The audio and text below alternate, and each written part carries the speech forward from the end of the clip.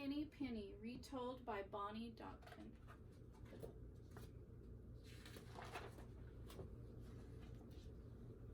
Henny Penny lived with her friends in a wonderful kingdom of forests, meadows, and ponds.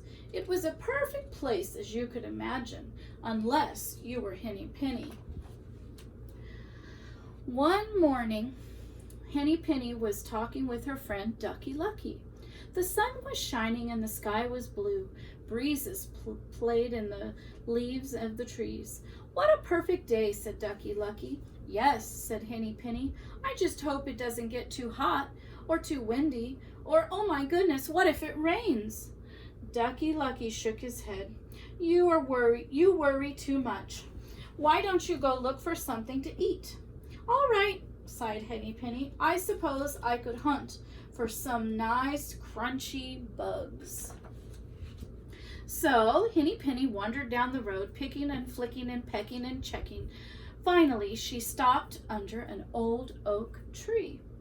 Bugs and grubs were everywhere. "Well, these look tasty," said Henny Penny. "I only hope I don't get sick from eating too much." Just then the wind puffed through the branches of the oak tree and it loosened an acorn. The acorn fell straight down and clunk! It hit Henny Penny in the head. "Ouch!" cried Henny Penny. "What was that?" She looked around, but she couldn't see anything. "My goodness! The sky must be falling. I must go tell the king." Henny Penny fluttered back down the road, and soon she passed the pond where her friend was still swimming. "What's wrong?" said Ducky Lucky. Henny Penny didn't even stop. "The sky is falling. The sky is falling. I must go tell the king." "Are you sure?" said Ducky Lucky. "I remember when you lost a feather and thought your wing was coming off." "Look at this bump on my head," said Henny Penny. "I'll tell you, the sky is falling." "Then I'll come with you," said Ducky Lucky, then jumped out of the pond. Soon they came upon Turkey Lurkey, who was gobbling berries from a bush. "What's the matter?" he asked. "Why are you running?" "The sky is falling," said Henny Penny and Ducky Lucky. "We must go tell the king." "Are you sure?" said Turkey Lurkey. "I remember when you—" "Ducky Lucky believes me," Henny Penny said. "Besides, look at this bump on my head." You see the little bump? "Well," Turkey Lurkey said, "if you have a bump and Ducky Lucky believes you, then it must be true." He spit out the berries and joined them. Next they saw Goosey Lucy arranging some twigs in her nest. "What's the matter? Why are you running?" she said. "The sky is falling," cried Henny Penny, Ducky Lucky, and Turkey Lurkey. "We must go tell the king." "Are you sure?" said Goosey Lucy. "I remember." "Look at this bump on my head," said Henny Penny. "I tell you, the sky is falling." "Well," said Goosey Lucy, "if you have a bump on your head and Ducky Lucky believes you and Turkey Lurkey has joined you, well, then it must be true." And she began to waddle beside them as fast as she could. The four friends were nearing the forest, and Cocky Locky was roosting on a tree branch, practicing his crow. "What's the matter?" he asked. "Why are you running?" "The sky is falling," cried Henny Penny, Ducky Lucky, Turkey Lurkey, and Goosey Lucy. "We must go tell the king." "Are you sure?" Cocky Locky asked. "Look at this bump on my head," said Henny Penny. "The sky is definitely falling."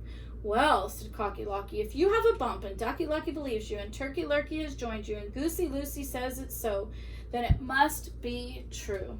And he fluttered down from the branch.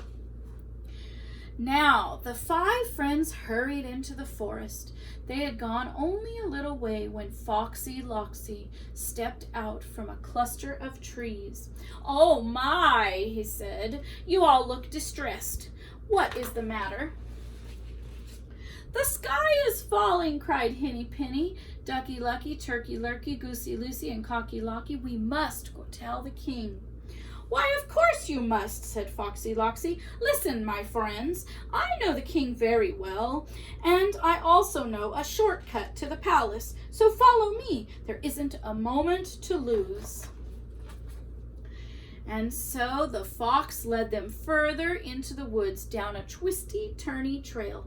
Are we almost there? Cried Henny Penny. Almost, said Foxy Loxy. But dear, oh dear, where are you all look so tired? Should we stop at my den for a moment? You can meet my family and rest for a while. Yes, please, said Henny Penny. Look how tired she looks. Ducky Lucky, Turkey Lurkey, Goosey Lucy, and Cocky Locky. Right this way, said Foxy Loxy.